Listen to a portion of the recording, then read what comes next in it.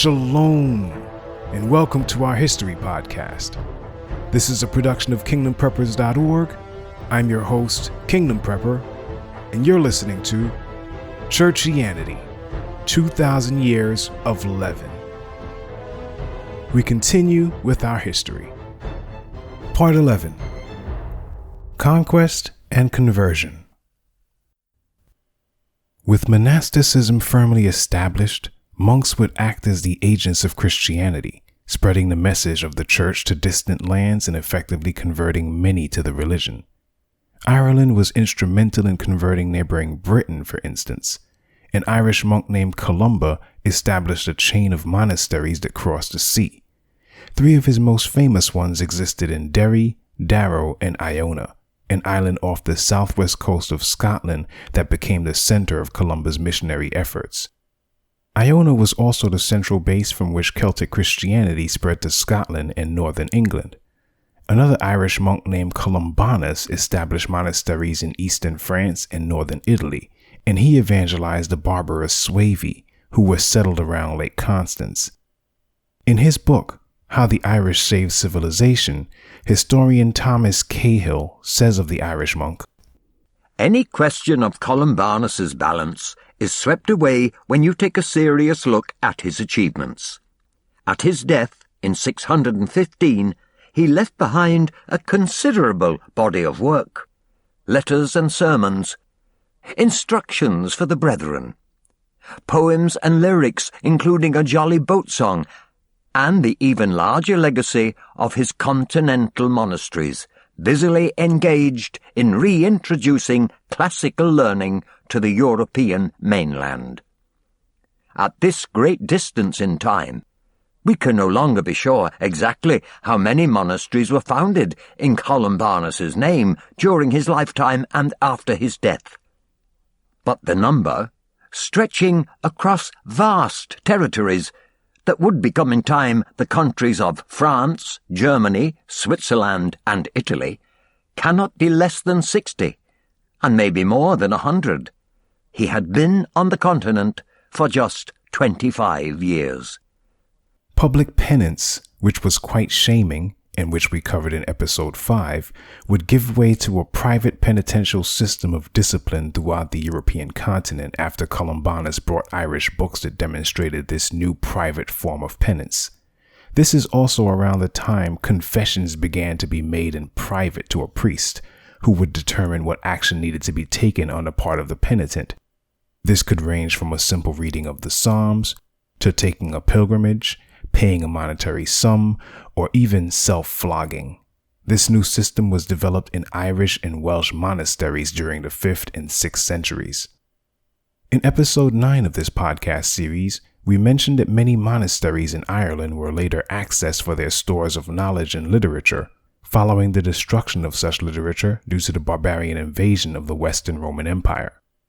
Irish books like the ones Columbanus brought along were highly valued, therefore, but toting such books had become something of Irish tradition.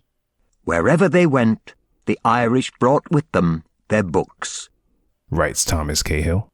Many unseen in Europe for centuries, and tied to their waists as signs of triumph, just as Irish heroes had once tied to their waists their enemies' heads.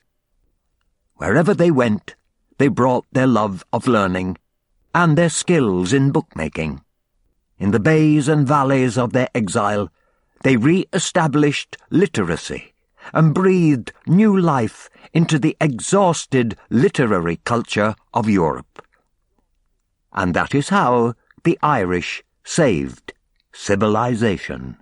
That civilization truly did need saving following the barbarian invasions. With the coming of the Germanic tribes, centuries of history and development had been thrown into chaos, and cherished knowledge was lost. This is the point at which prophecy truly begins to unfold in clear and dramatic fashion as well. In episode 9, we discussed the rise of the Germanic Vandals, from which the term vandalism derives, based on their senseless destruction as seen in the 455 sacking of Rome. Their king Gaiseric, as we have shown, led them to a successful invasion of North Africa in 429, with Carthage eventually acting as their headquarters. Thus, Gaiseric was among the first of the new barbarian kings, but neither he nor the Vandals were one of the three horns to be rooted up in Daniel's prophecy, as some contemporary Christians believe.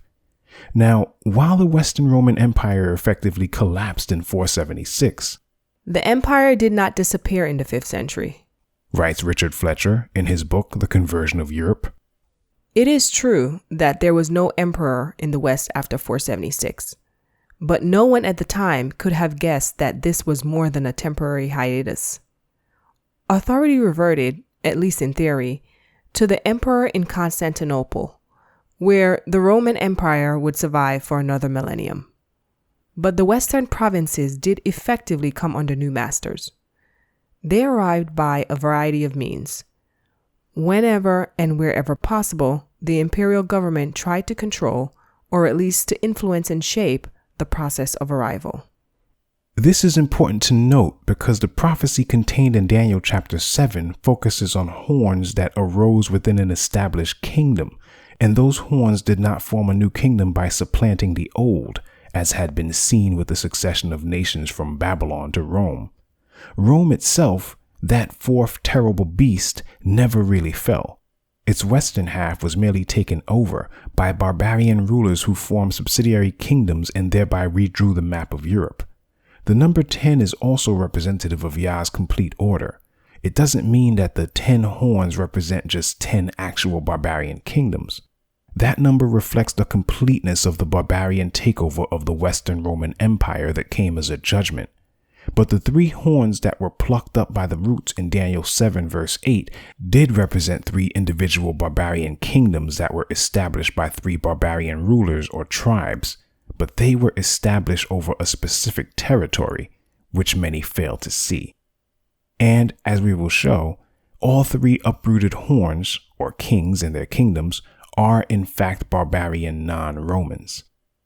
In episode 9, we also made mention of the last Roman emperor in the West under the Old Order, Romulus Augustulus, or Little Augustus, being deposed by a Germanic commander named Odovaker.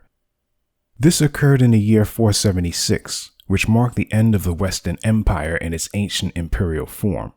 With this, the central base of power in the empire shifted back to Constantinople in the east, also known as Byzantium. Odovaker was a barbarian mercenary hired by the father of Romulus Augustulus to aid him in seizing the Western throne from the current weak emperor. But Odovaker turned on his employers and, at the head of his barbarian mercenaries, marched for Ravenna to seize a Western Roman throne for himself. He became king of Italy and thereafter ruled as a client of the Emperor Zeno in Constantinople. He is the first barbarian non-Roman king to rule Italy. Thus, he is also the first of the 3 horns to be plucked up in Daniel 7. As the newly minted king of Italy, Odovaker soon ignored the authority of the Eastern emperor and did as he pleased. The very next year of his reign, 477, Odovaker confronted the rival Vandals and conquered Sicily, which had been in their possession under Gaiseric. Emperor Zeno saw these ambitions as a dangerous threat to his supremacy, and when another barbarian power, the Ostrogoths, moved toward Constantinople threatening invasion, Zeno saw an opportunity. Thus, he turned to that tribe, led by a barbarian named Theodoric, to deal with Odovaker.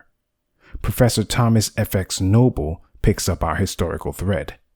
At the same time, in 476, and for a few years after this, the Eastern court simply hadn't the means, it hadn't the possibility of doing anything about what had happened in Italy.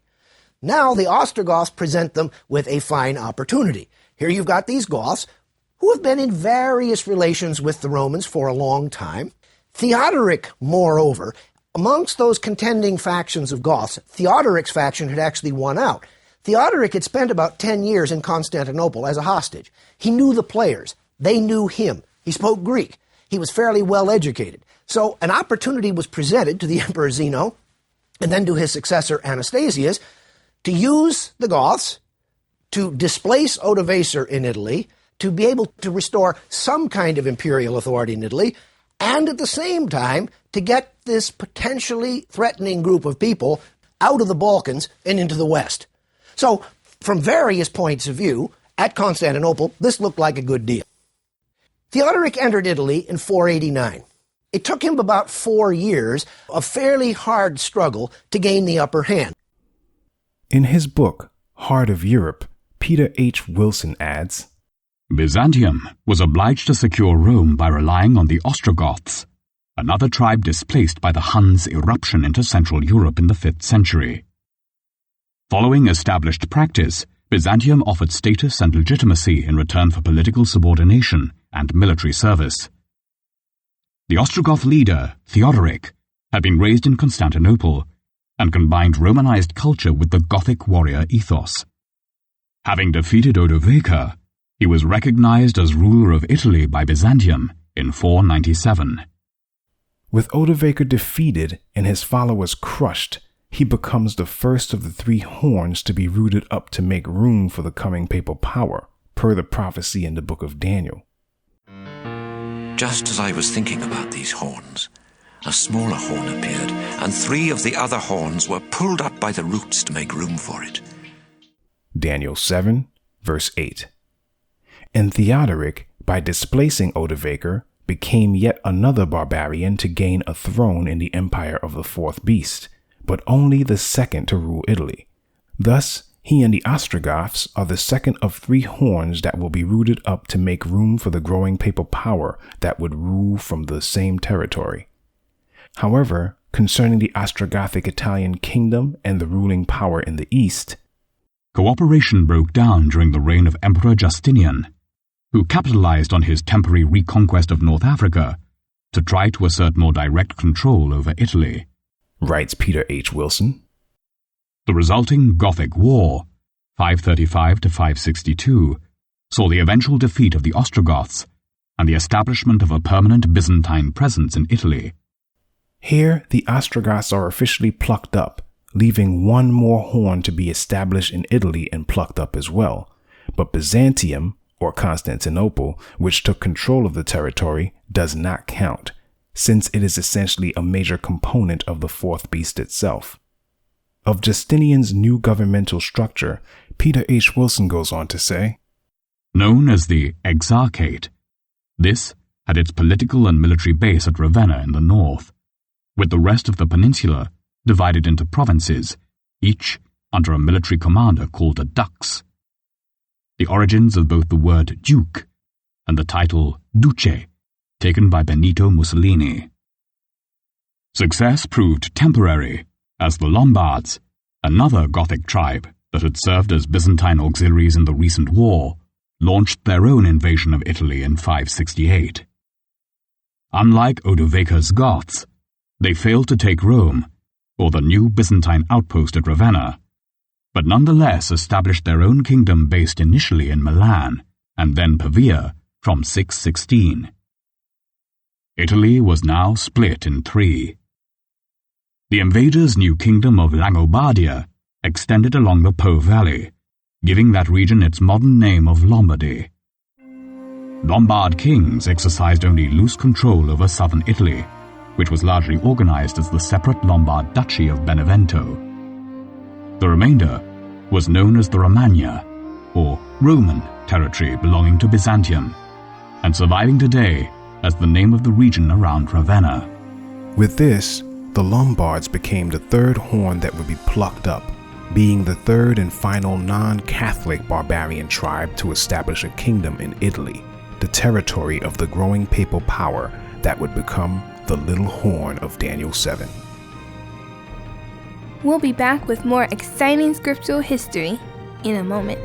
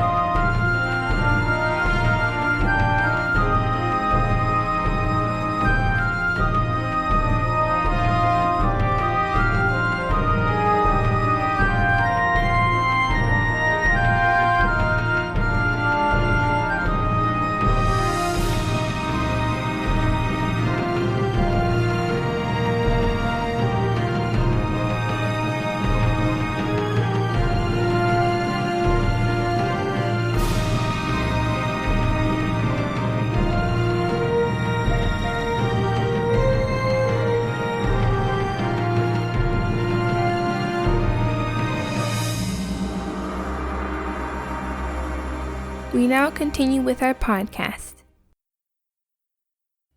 In Daniel 7 verse 24, an interpretation is given concerning the 3 horns being uprooted. First, we are told that 10 kings truly would arise in this 4th beast kingdom, which resulted, as we have already shown, in the various barbarian kingdoms that were raised up to judge the Roman Empire.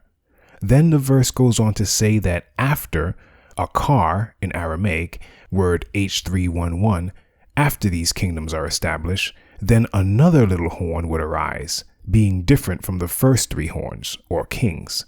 And those 3 kings will be Shaphel, word H8214, cast down, or brought low, in the sense of being humbled. Some scripture translations use words that do not bear this out.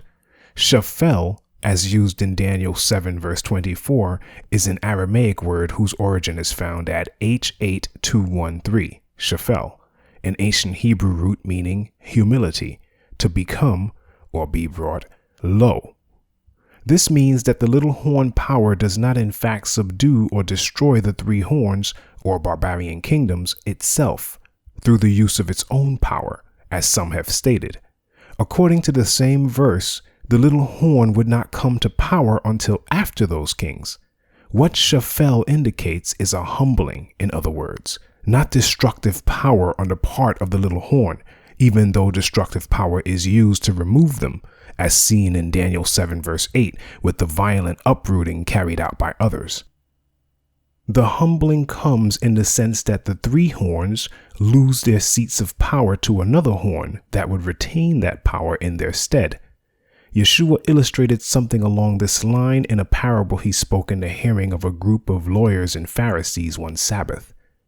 Now he told a parable to those who were invited, when he noticed how they chose the places of honor, saying to them, "When you are invited by someone to a wedding feast, do not sit down in a place of honor, lest someone more distinguished than you be invited by him, and he who invited you both will come and say to you, 'Give your place to this person,' and then you will begin with shame to take the lowest place." Luke 14 verses 7 to 9. Odovaker and his followers were forcibly put down by the Ostrogoths at the urging of the Eastern Roman Emperor Zeno, and the Ostrogoths took their place as the rulers of Italy. Some years later, the new Roman emperor in the East, Justinian, waged war on the Ostrogoths and forcibly put them down, but the Lombards swept in and established a 3rd barbarian kingdom in Italy. During Justinian's reconquest of Italy, Writes Kevin Madigan, Lombards served as mercenaries in the Eastern Roman army. In 568, they invaded Italy. By 572, they had subdued the entire Po Valley. Soon most of the peninsula, excepting Venice, Ravenna, Rome, and other coastal areas, fell under Lombard domination. For a time it seemed as if all Italy might fall, but in 774 the Lombards faced and were destroyed by the most powerful of the Germanic kingdoms, that of the Franks. The Franks, having converted to Catholicism, defended papal possessions by destroying this final kingdom, paving the way for the papacy to rise. 3 non-Roman, non-Catholic horns that occupied the peninsula from which the Roman popes would rule had to be removed, and this in fulfillment of prophecy. But for the church, the path to securing the allegiance of the Franks was a long one. Gregory of Tours, a bishop born to an elite family in Clermont in central Gaul, is the chronicler who recorded the history left to us of the Frankish kingdom. When they first marched on the frontiers of the Roman Empire as part of the prophesied barbarian invasions, the Franks were not baptized Christians. They were a collection of independent tribes that eventually split into 2 distinct coalitions, a western and an eastern branch. The western coalition, known as the Salian Franks, occupied the lower Rhine region, spreading across parts of Gaul and Germany. They became allies of Rome during the reign of Julian the Apostate, who we discussed in episode 7, and were charged with defending and securing the frontier on which they lived. In fact, since the 3rd century, that very region was named for them, being called Francia, or Land of the Franks. Early on, the Salian Franks, having been afforded recognition by the emperor, enjoyed good relations with the Romans, and some of them were granted high positions in the Roman administration. In the year 451, an alliance was formed with the Romans when the Salian Franks were called in to help defend the empire against an invasion of the Huns, led by Attila. After the costly defeat of Attila, writes Susan Wise Bauer, the Salian Franks had straggled back westward to their lands west of the Rhine. The battle with the Huns had weakened them, but now they regathered their strength. The semi-legendary Merovech died, probably around 457, and was succeeded as chief of the Salian Franks by his son Childeric. But although Childeric claimed the title King of the Franks and established his court at the northern city of Cambrai, he was merely one chief among many. The other Frankish tribes still kept their independence, even while acknowledging the long-haired Salians as leaders of the coalition. There were minor Frankish kings scattered across the landscape, and Roman kings too. After the Romans had given up full control of Gaul, renegade Roman war leaders had set up their own little domains in the land north of the Loire. Childeric was forced to battle against these rival kings, against Odovacar of Italy, against Alemanni invaders to the east, and against Saxon pirates sailing into the Loire. When he died in 481, he was merely chief of the Salians despite his royal title. But he was succeeded by his 15-year-old son, Clovis. Clovis would prove to be a key figure in the annals of medieval history. By age 20, he became a capable leader, and he moved to expand the territory of the Franks by attacking a Roman kingdom nearby whose land he annexed. This was but the first of many victories to come. In 10 years, he would add to his territory lands from the rival Thuringii, Burgundians, and Alemanni. Many tribal leaders began to look to Clovis as a central authority. He was wise to align himself with his rivals through a marriage contract as well, by taking the daughter of a Burgundian king. His wife, a Germanic princess named Clotilda, was Catholic, having been raised thus after her people were converted through the work of Christian missionaries. It would be Clotilda who would attempt to convert her husband to the Catholic religion. Initially, her efforts and the efforts of her fellow Catholics were resisted by Clovis, but her insistence that he consider worshiping the deity the Christians served for the sake of military victory struck home during one decisive battle against the Alemanni. On the strength of this, Clovis made a kind of pact with the being to whom the Christians devoted themselves, and was catechized secretly by Remigius, Bishop of Reims, writes Kevin Madigan.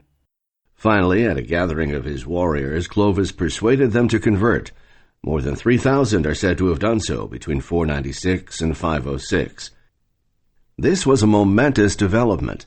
The man who now controlled most of central and northern Gaul and who ruled the only stable kingdom in the center of Western Europe had linked destinies with Catholic Christianity. A single, military powerful kingdom now had a Catholic ruler, soon recognized by the Eastern emperors as consul. In their eyes, the kingdom of the Franks, Regnum Francorum, continued the presence of Roman authority and tradition. This would ultimately lead to a marriage between the Franks and the Catholic Church, and that marriage would result in mutual power and status for both parties. The Franks would secure the place of the papacy and essentially be the main vehicle used to fulfill the prophecy found in the book of Daniel. Emperor Justinian had been instrumental in regaining some control of the Italian peninsula, but his victory was reversed when the last exarch of Ravenna was killed by the Lombards. The Duchy of Rome was thereafter cut off from the Byzantine Empire, and the popes were left vulnerable. They turned to the Franks for defense. On the other hand, when Clovis became king and ruled over a unified Frankish kingdom, he needed something that would bind that union. This is the very problem that a certain Roman emperor had. For Gregory, Clovis is the Frankish Constantine, and Clovis was indeed following Constantine's lead, writes Susan Wise Bauer. Like Alaric's Goths, the Franks were a confederacy, not a nation. They were held together by custom, by geography, and by necessity. They had lived within Roman boundaries for over a century, and their adoption of Roman practices was the strongest bond holding them together. But the Roman Empire had crumbled in the West, and the bond of Romanness was crumbling with it. Like Constantine, Clovis saw that a stronger bond was needed to hold his people together, and to allow him to claim the right of kingship over them all. Christianity would serve as the new glue of the Frankish nation. While the three horns or barbarian tribes had stormed into the realm and conquered Italy, seizing Roman territory for themselves, the Franks acted on behalf of the popes on that very peninsula by annihilating the final horn that remained a viable threat to them, the Lombards. The marriage of the kingdom of the Franks and the Catholic Church was arranged by necessity, writes Kevin Madigan. Both sides needed something from the other. The Franks needed a rightful, indeed sacred authority as respected and prominent as the Bishop of Rome, to recognize their legitimacy as kings of the Frankish realm. The Church needed a defender and a force capable of returning lands taken from it, unjustly by its lights, by the Lombards. As far as I have seen over the years, no other set of historical events so neatly and harmoniously unfold to fulfill the three-horn prophecy contained in Daniel 7 verse 8 and 7 verse 24. That wraps it up for this episode of Churchianity, 2000 Years of Leaven. A production of kingdompreppers.org, this episode was written, produced, and hosted by yours truly, Kingdom Prepper. All praise, honor, and glory are due to my boss, Yah Elohim, and to his right hand, Yahushua HaMashiach. You can access the transcript for this episode on our website. Yah willing, our history will continue in the next podcast. Shalom.